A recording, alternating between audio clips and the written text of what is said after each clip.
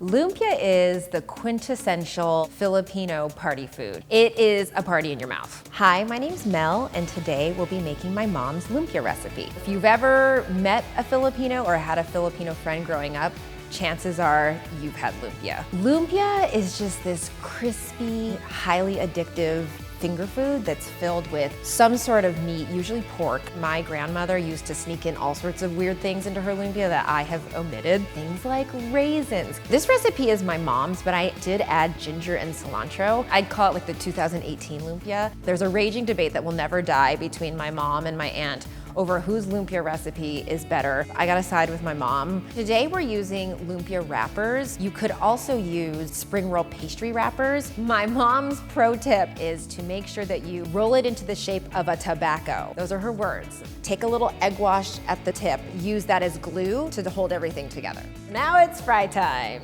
If you were my mom, you would bust out your fry daddy, plug it in, and deep fry up a bunch of lumpia, but we're gonna use less oil. Some people like to cut them in half. I personally like to keep them whole because who's kidding, you're gonna eat the other half of it. And the must-have dipping sauce is a sweet chili sauce. That completes the dish.